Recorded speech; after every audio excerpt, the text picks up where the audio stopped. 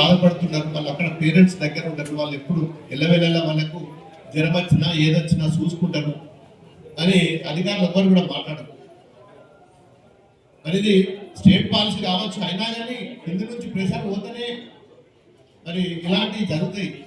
మరి మనకు చిన్నగా మనకు 4 మండలాలు ఉన్నాయి. మనకు 4 మండలాల పిల్లలు మన స్కూల్లో చదివితే మనకు కూడా శ్రద్ధ ఉంటుంది ఎక్కువ. మనం రెగ్యులర్గా మన పేరెంట్స్ పోతారు, రోజు నాకు ఫోన్ చేస్తారు, అన్న ఈ ఊళ్ళో ఇది ఉన్నది, ఈ హాస్టల్లో ప్రాబ్లం ఉన్నది, ఈ స్కూల్లో ప్రాబ్లం ఉన్నది అని. గవర్నమెంట్ స్కూళ్ళల్లో ఇది సమస్యగా ఉన్నది. ఇకపోతే ఇదొక విషయం. చాలా మంది స్టూడెంట్స్ ఉంటారు, స్టూడెంట్స్ తక్కువ ఉంటారు, పిల్లలు ఎక్కువ ఉంటారు. ఎక్కడ కూడా దానికి సరిపోయేంత స్ట్రెంత్ ఏ స్కూల్లో కూడా ఉండట్లేదు. క్లాస్ రూమ్లో స్ట్రెంత్ ఎంత ఉండాలో మా డిఓ గారు చెప్పాలి. ఎంత ఉండాలి సార్? 40 ఉండాలి. 40 ఉండరు ఎక్కడన్నా. 50% కూడా స్ట్రెంత్ ఉండలేదు. ఎంఈఓ గారు ఉన్నారా మన దగ్గర? మండలం లేరు. టీచర్లు ఉన్నారు, అన్నింటి సబ్స్టెంట్స్ టీచర్లు సబ్స్టెంట్ ఉన్నారు, కానీ విద్యార్థులు లేరు. వెరీ క్వాలిఫైడ్ టీచర్స్ అంటే ఆషామాషి కాదు. మంచి క్వాలిఫైడ్ బీఈడి ఎంఈడి చేసిన టీచర్లు ఉండరు, కానీ విద్యార్థులు పిల్లలు స్టూడెంట్స్ వస్తలేరు. దేనికోసం వస్తలేరు అది ఒక్కసారి మీరు ఆలోచించాలి. మా లీడర్లు ఇప్పటిదాకా చాలా మంది మాట్లాడారు. నేను కూడా వాళ్ళని అడుగుతున్నా, కొన్ని క్వశ్చన్లు అడుగుతున్నా. నిజంగా స్కూళ్ళలో కూడా కొన్ని ఫెసిలిటీస్ లేవు వాస్తవంగా. కొన్ని గవర్నమెంట్ ఇయ్యకనో, కొన్ని ఫర్నిచర్ లేకనో, కొన్ని కంపౌండ్ వాల్ లేదని, గేట్ లేదని, టాయిలెట్ లేదని, ఇందాక మిత్రుడు చెప్పాడు వాటర్ లేవని, ఇలాంటివి ఉండే సమస్యలు కావాలంటే ఏ ప్రభుత్వం వచ్చినా చెప్పడం వాడు చెప్తుడు, కానీ ఏది కూడా పూర్తిగా ఫుల్ఫిల్ అయితే. మనకు కూడా గ్రామస్తులను, మన సర్పంచ్ గెలిచిన కొత్తోళ్ళు సర్పంచ్ రాగానే నా దగ్గర గురికొచ్చారు అందరు. ఆగమాగం ఏదో పడిపోయినట్టు, ఏదో పోయింది, ఇప్పటికే ఇంకా 5 ఏళ్ళు ఉంది వాళ్ళకు. ఏమొచ్చిండ్రు అన్నా, నాకు రోడ్డు కావాలి, నాకు కరెంట్ కావాలి, నాకు సీసీ రోడ్లు కావాలి, నాకు బోరీలు కావాలి, నువ్వు ఇందిరమ్మ ఇల్లు కావాలి, డబుల్ బెడ్రూమ్ ఇల్లు కావాలని చెప్పి వస్తారు. ఇవన్నీ అంచెలంచెలుగా బడ్జెట్ ప్రకారం ఎప్పుడు ఏం జరగాలో అది జరుగుతుంది. కొత్తగా ఎన్నికైంది కాబట్టి వాళ్ళకి కొంచెం బడ్జెట్ గురించి, ఆ విషయాల గురించి, గవర్నమెంట్ గురించి అవగాహన చేసుకోవడానికి టైం పడుతుంది. వాళ్ళు రావడంలో తప్పట్లేదు. మరి కనీసము మనం ఉన్న సర్పంచులు కానీ, వార్డు మెంబర్లు కానీ, ఉన్న ఊళ్ళో పెద్ద మనుషులు కానీ, ఇంకొక ముఖ్యమైన విషయం చెప్పాలి మీకు, ఇది చాలా ఇంపార్టెంట్. మా దగ్గరికి వెళ్ళి నాయకులు వస్తారు సంఘాలు. అన్నా మేము సంఘం కడుతున్నాం, ఒక 5 లక్షలు, ఒక 10 లక్షలు, ఒక 20 లక్షలు ఇస్తావా లేదా, నువ్వు నీకు ఇది చేసినాను, ఎలక్షన్లో పని చేసినా, అది చేసినా, ఇది చేసినాను, మాట ఇచ్చినావు, ఇది డూమ్ డామ్ అనుకుంటూ వస్తారు.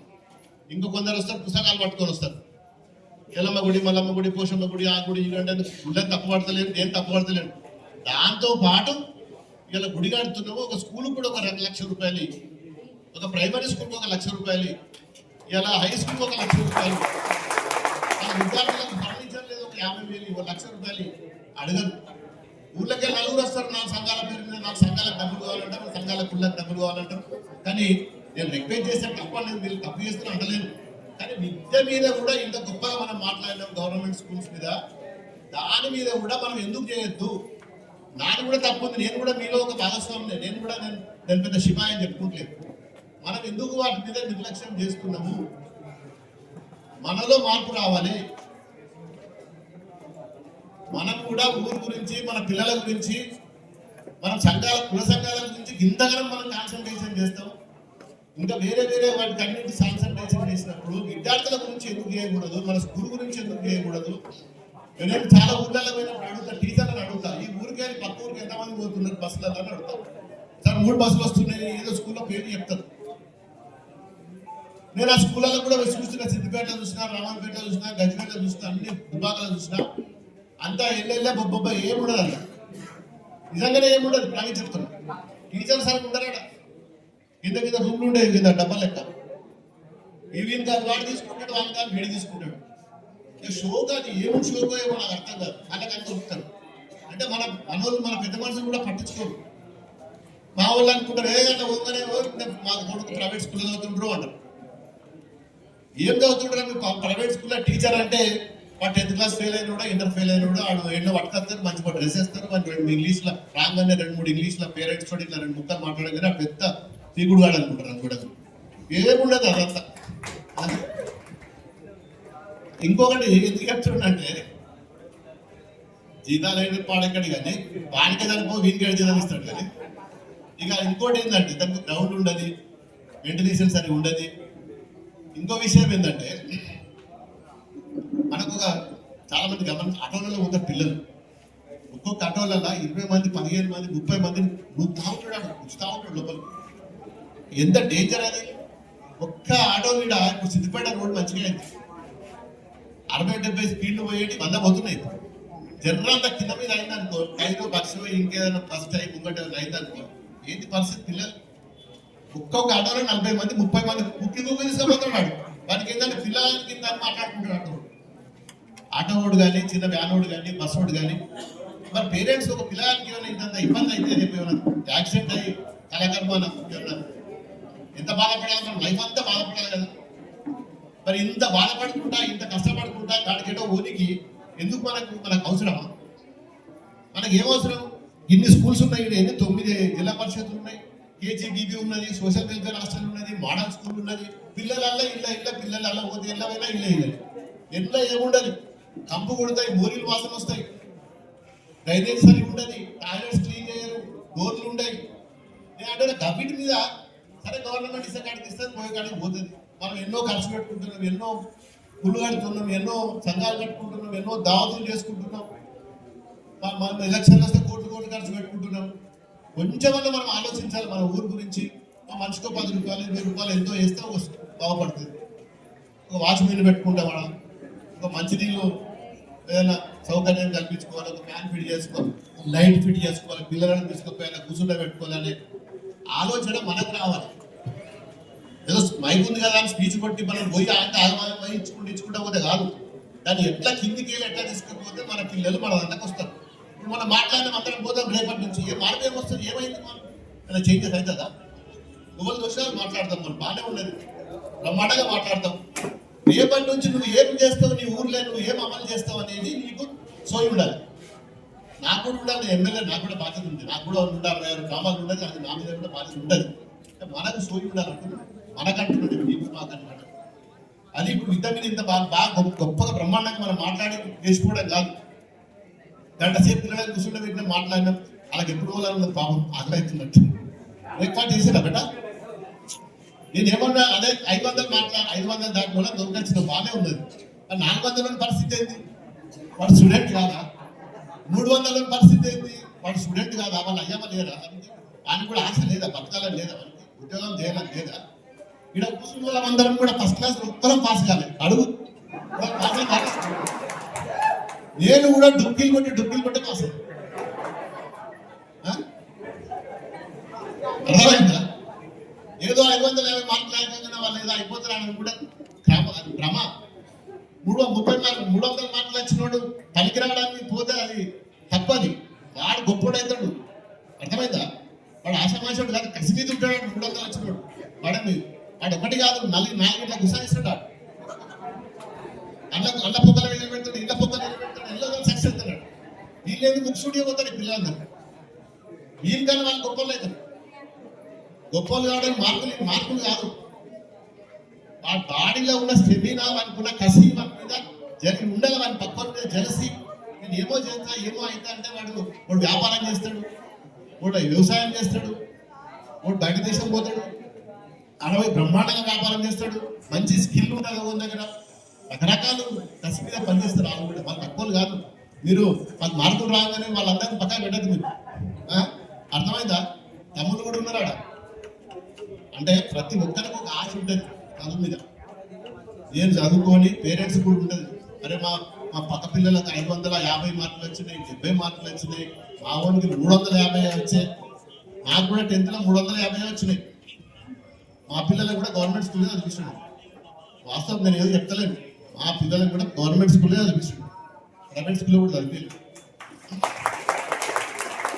అంటే మనిషిలా చదువుతో పాటు వానికి ఉండే అలవాట్లు, పక్కపొంటి ఉండే ఎన్విరాన్మెంటు, ఆలోచన విధానము, వానికి డేర్నెస్, ఓపిక, ఇవన్నీ 90%. ఇవన్నీ 90%. చదువు 10% మాత్రమే పుస్తకాలన్నీ, ఓన్లీ 10%. నేను ఏమంటున్నా అంటే ప్రతి ఒక్కళ్ళకి ఏదో ఒకటి చేయాలని తపన ఆశ అందరికి ఉండదు. భూమి మీద ఉన్నప్పుడు జనరేషన్ మార్పు వస్తుంటది. మనం అందరం ఏజ్ అయిపోయినాం. ఈడున్న వాళ్ళ ఆలోచన వేరుంటది, వెనుకున్న వాళ్ళ ఆలోచన వేరుంటది, అక్కడ ఉన్న వాళ్ళది వేరే ఉంటుంది, ఇక్కడ ఉన్న వాళ్ళది వేరే ఉంటుంది, ఇక్కడ ఉన్న వాళ్ళది వేరే ఉంటుంది. ఒకరి మ్యాచ్ కాదు. ఎవరి జనరేషన్ గ్యాప్ వస్తుంటుంది. ఎవ్రీ 5 years ఒకసారి బ్రహ్మాండంగా ఉద్యోగాలు ఉన్నాయి, పాలిటెక్నిక్లో ఉద్యోగాలు ఉన్నాయి, టెక్నికల్ ఉన్నాయి, హౌస్ కీపింగ్ కానీ, మెడికల్ సైడ్ కానీ, స్కిల్ మీద కానీ ప్రావీణ్యం ఉన్న ప్రతి ఒక్కరికి కూడా పనిచేసుకోవడానికి బ్రహ్మాండంగా డిమాండ్ ఉంది. మన రాజస్థాన్కి వెళ్ళి వచ్చి 100,000 మంది హైదరాబాద్లో పనిచేస్తున్నారు కాంట్రాక్టర్ కింద. ఇంజనీర్ మన మిషనరీ మీద పనిచేస్తున్నారు, సిఎన్సి మిషన్ల మీద పనిచేస్తున్నారు. ఇప్పుడు కొత్తగా ఎలక్ట్రికల్ వెహికల్స్ వచ్చింది, వాటి మీద 1000 మంది పనిచేస్తున్నారు. వీటి మీద ఓన్రి మీరు కొత్త కోర్సులు నేర్చుకోండి. ఇలా మార్కెట్లో ఏం డిమాండ్ ఉందో గది నేర్చుకోండి. కానీ ఏదో 10th కాగానే ఇంటర్మీడియట్, ఇంటర్ కాగానే డిగ్రీ కాగానే ఇంజనీరింగ్ కాగానే మళ్ళీ ఇంటికి రావాలి, ఆయన దగ్గర కూర్చోవాలి, పెళ్లి చేసుకోవాలి. ఆయన పెళ్లి చూసి మా కొడుకు కింద కట్నం ఇప్పిస్తాడు, కట్నం ఇప్పియగానే బండి ఇప్పిస్తాడు, బండి ఇప్పియగానే ఆయన కొన్ని రోజులు ఉన్న పైసలు అయిపోతే తర్వాత బండి అమ్ముకుంటాడు, తర్వాత నమస్కారం కూడా దిగుతాడు, పనికి రాకుండా అయిపోతాడు. అందుకోసమే 10th, ఇంటర్ అనేది బేస్ పిల్లలకు. మేము నిజంగా చేయగలుగుతామా, మాకు భవిష్యత్తు ఉన్నదా అని చెప్పి 10 మంది కాకపోతే 100 మందిని అడగండి, మార్కెట్ చదవండి. ఇలా గూగుల్లో ప్రతి ఒక్కటి మీకు దొరికిపోతున్నది. నేను ఏమి కావాలని చెప్పి నేను చదువుకున్నా, ఇన్ని మార్కులు వచ్చినాయి, ఫ్యూచర్లో నాకు దేనికి డిమాండ్ ఉన్నదా అని చెప్పి చాట్ జీపీటీ అడితే అదే చెప్తున్నాయి. అంటే కన్నా ముందుకు వెళ్ళమ్మా, తెలుసా చాట్ జీపీటీ మీకు? ఇక మీకు ఎలా కానీ అన్ని తెలుసు. అంటే ఇవన్నీ స్టడీ చేయాలి బెట. ఎందుకోసం అంటున్నానంటే ఇవన్నీ మీరు చదవాలి. చదివి పేరెంట్స్ తెలియదు పాపం, వాళ్ళు ఏమో అప్పసప్ప తెచ్చి మీరు పంపిస్తారు. తమ్ముళ్ళు ఉన్నారాడు, వాళ్ళు కూడా ఉన్నారని మాల వేసుకున్నారు. వాళ్ళకు కూడా చెప్తున్నా, మీరు ఇంజనీర్లో చేయాల్సిన అవసరం లేదు. మీకు దేని మీద ఇంట్రెస్ట్ ఉంటే గదే చేయండి. ఏదో వాళ్ళ ఫోర్స్ పెట్టింది, వీళ్ళ ఫోర్స్ పెట్టింది అని చెప్పి ఉరకద్దు. ఇక పోతే నేనేమంటున్నా అంటే మన మంచి స్కూల్స్ ఉన్నాయి, మన హాస్టల్స్ ఉన్నాయి. మిడిదొడ్డి మండలం మంచి ఒక మొదటి నుంచి కూడా చాలా ఒక విప్లవాత్మకమైన మార్పు తీసుకోవడం ప్రతి దాంట్లో కూడా మరి మిడిదొడ్డి మండలం ముందుంటుంది. చాలా మంది విజ్ఞులు ఉన్నారు, విజ్ఞానవంతులు ఉన్నారు, మరి మంచి ఫైటర్స్ ఉన్నారు. ప్రతి ఒక్క రంగానికి సంబంధించిన మిడిదొడ్డి మండలంలో ప్రతి గ్రామంలో కూడా ఒక మంచి ఎడ్యుకేషన్ పర్సన్ వాళ్ళు ఉన్నారు. నేను వాళ్ళని కూడా ఏం రిక్వెస్ట్ చేస్తున్నా అంటే మన మండలం చాలా ఆదర్శమైన మండలం. ఇలా అన్ని మండలం కంటే మనకి ఎక్కువ మార్కులు వచ్చినాయంటే అదొక మన అదృష్టంగా నేను భావిస్తున్నా. ఇంకా బాగా చదువుకొని ఇంకా మంచి పేరు తేవాలి. భవిష్యత్తులో కూడా మీరు కూడా సహకరించాలి. మా నాయకులు కూడా సర్పంచే కాదు, అందరం కూడా గ్రామంలో పెద్ద మనుషులు కదా, ప్రతి ఒక్కరు కూడా పెద్ద ముందున్నోళ్ళు కూడా ఎట్లా చేద్దాం అనేది ఆలోచించి స్కూళ్ళకు ఓన్రి, హాస్టళ్ళకు ఓన్రి, హాస్పిటల్స్లలో చిన్న హాస్పిటల్స్ సమస్యలు ఉంటాయి, అటెండ్ కావాలి, సజెషన్స్ ఇవ్వండి. మా టీచర్లతో మీటింగ్ పెట్టుండ్రి. ఆ టీచర్లతో మీటింగ్ పెట్టినప్పుడు కూడా మరి వాళ్ళ సమస్యలు అడగండి, మా దగ్గరికి మా దృష్టికి తీసుకురండి. మేము అన్ని తిరగాలంటే తిరగలేము, సాధ్యమైనంత వరకు అక్కడ హాస్టల్లో అటెండ్ అవుతాం, పెద్ద పెద్ద స్కూళ్ళలో అటెండ్ అవుతాం. ఒక 10th క్లాసే కాదు, ప్రైమరీ స్కూలు, తర్వాత హై స్కూలు, తర్వాత ఇంటర్మీడియట్, తర్వాత డిగ్రీ ఏదున్నా కానీ మరి మనం కూడా పూర్తిగా ఇందాక చెప్పినా కదా, కొందరు బాధపడతారేమో కానీ కొద్దిగా దీని మీద కూడా దృష్టి పెట్టుండి. సంఘాలు కట్టుండి, గుళ్ళు కట్టుండి, బళ్ళ మీద కూడా కాన్సన్ట్రేట్ చేయండి.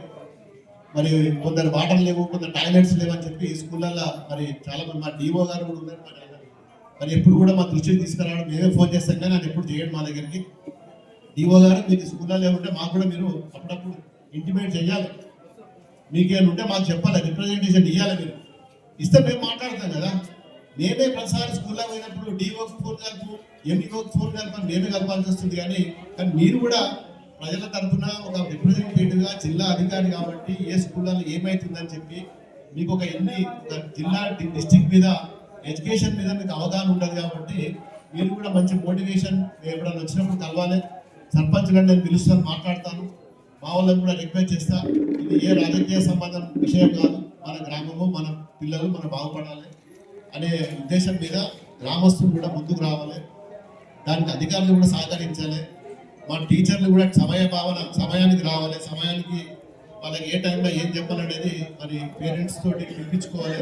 మరి చదువుతుందా లేదా, ఇప్పుడు మనం ఎన్ని మార్కులు వచ్చినోళ్ళను మరి వాళ్ళకి పిలిపి సన్మానం చేసినాం. మరి 36 మార్కులు వచ్చిన వాళ్ళని 35 మార్కులు వచ్చిన 40 వచ్చిన వాళ్ళు, 45 వచ్చిన వాళ్ళు, 49 వచ్చినోడు, 490 వచ్చినోడు, మరి వాళ్ళ పరిస్థితి ఏంటి, వాళ్ళని కూడా మనం చూసుకోవాలి. ప్రతి విద్యార్థి ఎక్కువ తక్కువనే తర్వాత వాళ్ళకు కూడా తల్లిదండ్రులు ఉంటారు, వాళ్ళకు కూడా ఆశలు ఉంటాయి. వాళ్ళకు కూడా మనం భవిష్యత్తులో ఎంకరేజ్ చేయాలి. సర్వన్నులకు కూడా ఎంకరేజ్ చేయాలి. అది గొప్పతనం. గొప్పని అంటే అది కాదు, చిన్నోళ్ళు కూడా పైకి తీసుకురావాలి. కిందోళ్ళకి కూడా వాళ్ళకి నెక్స్ట్ మళ్ళీ వాళ్ళు ఎట్లా అటెండ్ కావాలి, వాళ్ళు ఎట్లా అటెండ్ దేనికి పంపిస్తే బాగుంటుంది. వాళ్ళు ఆ 10th క్లాస్ తక్కువ మార్కులు వచ్చిన వాళ్ళు దేనికి సూటబుల్ అవుతారు, ఐటీఐలో పాలిటెక్నిక్ ఇంకేదన్నా ఈ హార్టికల్చర్, అగ్రికల్చర్, డైరీ ఫార్మ్ అట్లాంటి వైపు కూడా వాళ్ళను మొగ్గు చూపే విధంగా మరి వాళ్ళకి ఏమైనా ఉంటే కూడా మనం గైడ్ చేయాలి. మరి వాళ్ళల్లో చాలా టాలెంట్ ఉంటుంది, చాలా అంటే చాలా టాలెంట్ ఉంటుంది. వాళ్ళు కూడా బాగా పనిచేసే స్వభావం ఉంటుంది. కాబట్టి ఇవన్నీ ఒకదానికి లింక్ ఉంటుంది. దీని మీద మరి ఇంకా చాలాసేపటి నుంచి మీకు బోర్ వస్తుందేమో, కానీ మరి నాకు లాస్ట్ పైకిచ్చింది కాబట్టి చెప్పిన ఇంకా చాలా విషయాలు ఉన్నాయి. స్కూల్ వైజ్ రివ్యూ పెడదాం అనుకున్నారు. ఏ స్కూల్లో ఎంతమంది పిల్లలు, ఎంతమందికి ఏ మార్కులు వచ్చినాయి, ఏ ఊరు వాళ్ళు చదువుతున్నారు, ఏ మండలం వాళ్ళు చదువుతున్నారు, ఎక్కడి నుంచి వచ్చింది, అన్నిటి మీద కూడా రివ్యూ పెడదాం అనుకుని ఉన్న నా మనసులు ఉండే, కానీ మరి ఎండ కొడుతుంది, సమయం లేదు. ఇప్పుడు పొద్దు మన ఇంకొక విషయం చెప్పాలి మీకు, ఇంపార్టెంట్. పామాయిల్ సంబంధించిన తోటల మీద అవేర్నెస్ ప్రోగ్రామ్ పెట్టింది గవర్నమెంట్. పామాయిల్ తోటలు అంత రైతు కాబట్టి చెప్తున్న ఆ విషయం కూడా. పామాయిల్కి మంచి ధర ఉన్నది.